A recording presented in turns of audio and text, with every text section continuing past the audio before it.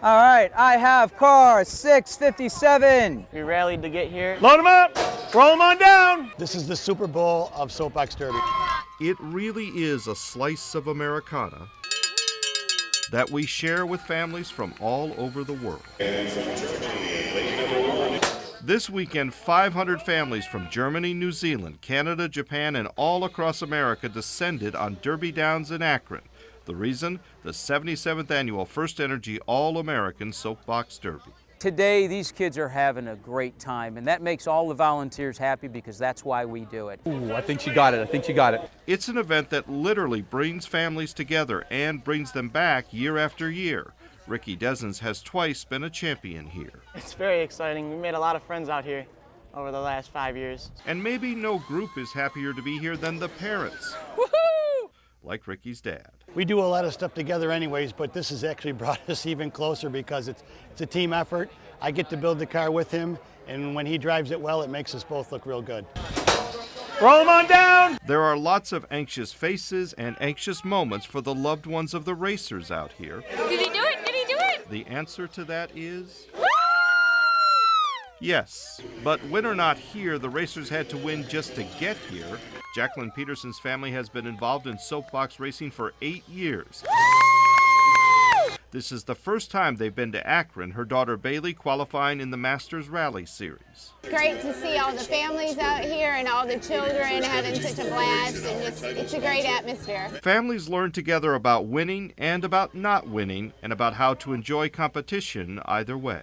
Even if they don't win first place, we're still patting everybody on the back because just to get this far is quite an accomplishment. That it is. The dream is first just to get to Akron, and all these racers have done that. And here they often make friends and learn lessons that can last a lifetime. Yes, lessons on how to win and how to lose, but also lessons on what it takes to go the distance and cross the finish line with your head held high. Finish lane number 3, Alex Bovic. At the corner of Lancaster Avenue and Main Street, Remember 9/11 today. volunteers We have 2,500 flags. handed out tiny flags and were greeted with honking horns by drivers who let them know they haven't forgotten about that terrible day 13 years ago. 9/11 was a tragic day for this country. And no one forgets where they were I was sitting in a classroom at Pickerington Central High School. or how they felt. I said, oh my gosh, we're being attacked. Lisa Wood brought her 2 children to hand out flags. I think America's stronger. We're not going to let what happened break us down. Flag today, don't forget 9/11. For Carolyn McCabe, Here we go. 9/11 hits home. We will never forget, and that we will never forgive. On September 11th, 2001, her son was 21 and starting his military career. I am proud of my son that he serves for his country. I worry every day, but that is the mother of a serviceman. She had no intention of standing on this corner to wave a flag. She just stopped to get one. But the power of patriotism took hold. Shake it for the people. And there she was with her grandson, hoping drivers would stop like she did and grab a flag. She hopes no one will ever forget this day. September 11th means to me that we are a country that stands strong. There you go. Have a good day. Thank you. God bless America.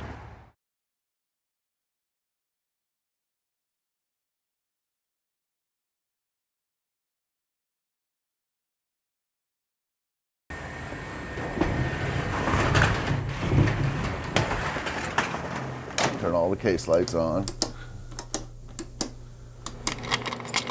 We're not real complicated. It's not high tech. And there you have it. We're open. Hello, hello. Good to see you. You too. My great-grandparents, Charles and Mamie, they started Rife's Market in 1936. I didn't want any part of it and left to find my fame and fortune elsewhere, and was drawn back in. 1, 2, 3. Bye, sweetie. I've been here off and on for about 35 years. I love working with people. All my morning people. Yeah. He always teases me. It's time to just refocus and turn our attention, reprioritize while we're still young enough. Rife's Market. we'll be turning out the lights and closing the door for the last time. Goodbye, goodbye, goodbye. I'll miss you so much. I miss you too, darling. This is sad. I know it is. I'll miss you. There's been all kinds of calls and people stopping in, obviously. Oh, how am I going to see you? Well, the big plans are to spend the holidays with our family. We focus on 300, 400, 500 Thanksgivings and Christmases, and this year we're just going to be able to focus on one, the most important one. This is like the longest wake funeral you've ever been to. Longest calling hour. Say bye-bye. Bye, thank you. They're why we've been able to be here 78 years, quite honestly. My mom used to come in here, and I would come with her. Have a great rest of your life. Oh, you too. I'll be in touch. Thank you to everyone that supported us all these years. And we'll miss you, truly.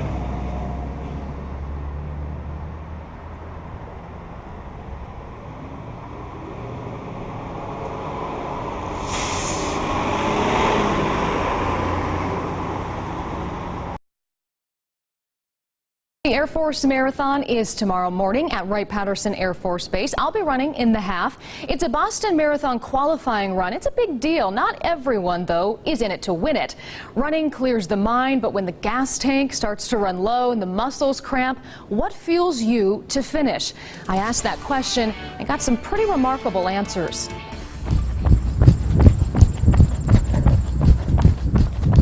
A runner's soundtrack. Feet keep the beat, breaths maintain tempo, and lyrics are an original score. I run for my son Connor, who has 22q deletion syndrome. He does still have an unrepaired heart defect. Samantha Block will be one of the 15,000 participants in this year's Air Force Marathon. All the runners, 10K, full marathon and half, are making the turn here. Rob Aguiar is the race director. He says what started as a fun run in 1997 has grown into a world-class event. But there's something more than crossing the finish line that keeps the masses coming back. And for that one moment, really, I don't know how many of us have this in our lifetime, in that one moment, you're the biggest deal that there is. So it's really cool. So you get to go underneath this aircraft, these wings, and at that finish line is going to be a general officer ready to present you with the medal.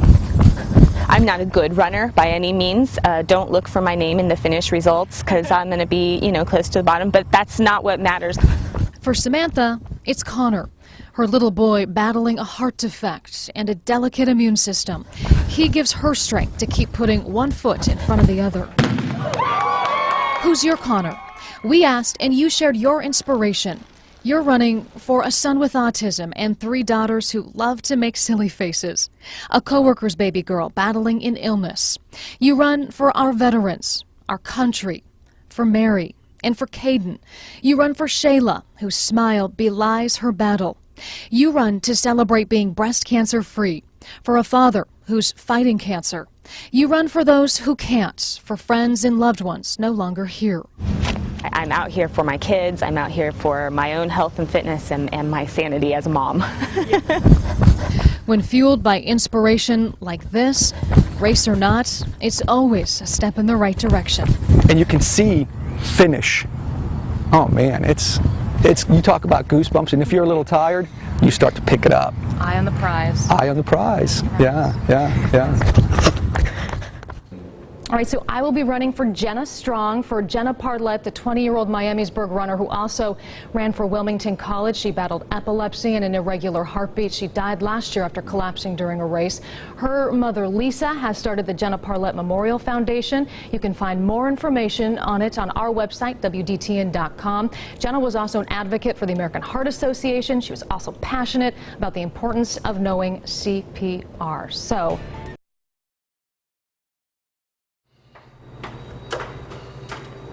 up the ladder he goes, the Red Brick Tap and Grill's very own Michelangelo. I just come here every Monday and rock out the board. Only for this local master, there's no brush or paint. Tools of the trade, as simple as that. Yes, Brian Gray uses chalk. I love drawing, and I think I love drawing really big. His task, and he's chosen to accept it the last 6 weeks, Good thing I'm not afraid of heights. is to create a picture around menu items and sometimes a theme. You're calling it the luck of the dunk. Why? Luck of the dunk. This week's board, I'm gonna meld March Madness with St. Patty's Day. Just gonna do some fun, like 70s basketball player this week for March Madness. He's going to be hanging on the court with some leprechauns. He doesn't ever have a lot of time to make his magic. He starts at 9 in the morning and has to be finished by opening time, about 11:30. So he presses that chalk to the board. He works fast. And the dust falls as his vision takes shape. Feeling pretty good about it. It's a vision inspired by all the comic books one wall over. So I decided to make it like a giant red brick tap and grill comic book cover. Customers have taken notice. I love it. I think it's great. Oh, wow. And Red Brick's owner is a fan. He does very well. I'll give it a 9-10. I mean, he's good. He's a good kid. All right, and he might ask you for a raise after I that. know, I'm not worried about it. If the artist who likes to call himself the Chalk Dust Dude has a worry, it's that people keep responding to his work. Best compliment he says he's gotten? That's badass. Can I say that? Columbus does need a lot more of local artists, you know, like inserting themselves in permanent spaces and temporary spaces. It just so happens Red Brick doesn't have the only chalk master. There's some other chalkboard artists in the city. There's an awesome one at Yellow Brick Pizza, which is Really? funny. It's called Yellow Brick. Yeah. I've seen some of his work. It's pretty awesome. So are you going to have dueling art boards? I'll do it. Oh, sweet. It's the kind of competition that fuels creativity, but sometimes the weekly boards are tough to erase. That's why Brian preserves them in pictures. At least that moment was there, you know? Art can be temporary as well as permanent and still be appreciated and still be, you know, good. It'd be kind of sweet if like you could save each board every week, but that'd be kind of like too expensive.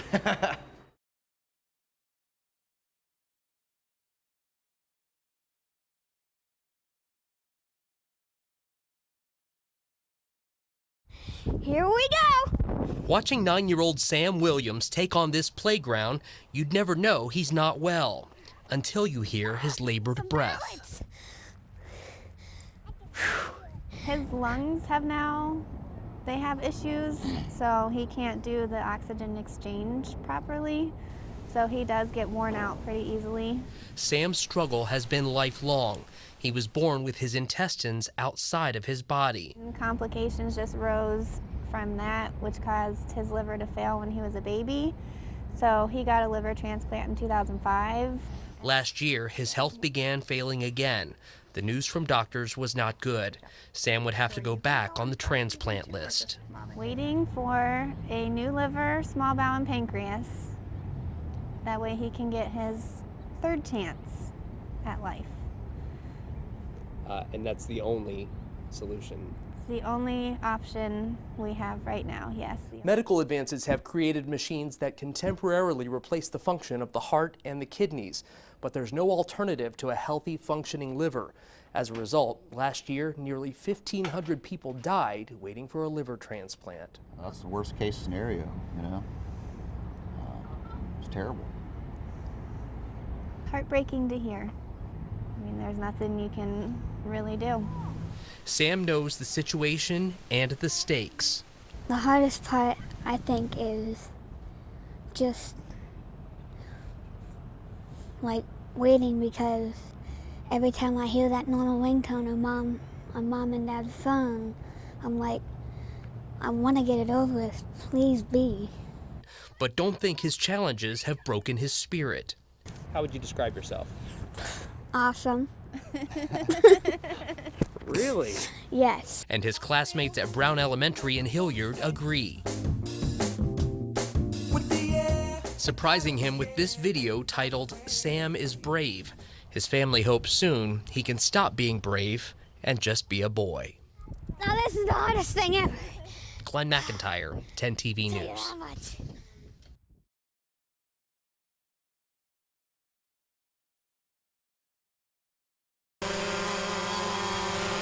This is an unmanned aerial vehicle, commonly known as a drone. It's completely safe. I'm doing it hands-free right now. There's absolutely no way that I could crash it or fly into somebody. For hobbyists like Matthew Snyder, it's a stress reliever for me. He says it's the closest thing to flying a real plane without sitting in the cockpit. And I just have a great time doing it. Snyder owns more than 10 drones, including one with a laser pointer and a spotlight. He says he uses it for security to document hunters who come on his parents' 350-acre property. If I see somebody on the land at night, I can turn on my camera. I can videotape the person at night because I have a high-intensity laser and actually pinpoint to them. 9 states have laws that regulate the use of drones, either by private citizens or law enforcement. Ohio is not one of them. Here in the Buckeye State, for as little as a few dollars, anyone can buy and fly one. No training required. At this Columbus hobby store, they sell 400 drones a month. We spend hours per customer here in the store making sure they understand every single mode, every function, what could go wrong. And when something does go wrong, the outcomes are frightening. On the internet, you can find a wedding photographer crashing his drone into the bride and groom. Another crashing into a grandstand crowded with people. And the dawn of the drone is causing a lot of headaches for the Federal Aviation Administration, which controls the nation's airspace. Because the FAA has classified drones as aircraft, it doesn't want them used for commercial purposes, like deliveries or news coverage. The rules state drones must be flown in view, no higher than 400 feet, and you're not supposed to fly them over populated areas. But that's not stopping people like Bernie Fernandez here in Columbus. You can capture about anything. His drone has flown over the mall at Easton, over crowds outside Nationwide Arena, and even the Horseshoe at Ohio State. Fernandez says he also helps commercial businesses improve their websites by flying over and shooting video of their property. But he won't be flying near Port Columbus anytime soon. We were too close to the airport, and several black SUVs rolled up and said, bring it down. He's even caught some grief in his own neighborhood. Like a guy told me, you fly it over my property, I'm shooting it down. As the size and cost of these machines come down, more and more people will be able to afford them, and that's raising concerns about privacy and safety. Already 2 Ohio lawmakers have introduced bills to try to silence machines similar to this one. I just want to make sure that we have something in place to make certain that if drones will be used for residents in Ohio, that there are some guidelines. State Representative Anthony DeVitas is not in favor of restricting drones for hobbyists. He is concerned about their use in police work. If one of these devices is going to be used to invade someone's privacy, that definitely needs to be addressed as well. The Ohio Prosecuting Attorneys Association is fighting that bill and one other. John Murphy is the executive director. We don't want to see any legislation that we think might put us in a difficult position when we have evidence that could be valuable evidence from a drone. Until any legislation is passed, the sky's the limit for these machines. Machines that some see as a menace, while others view them as the future of aviation. Kevin Landers, 10 TV News.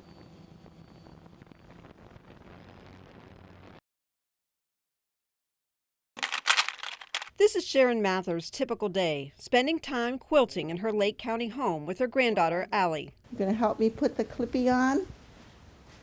Very good girl. They also garden, feed fish in their backyard pond with her husband, Bob, and feed the chickens. But chicken is one adjective that won't be used to describe this grandmother.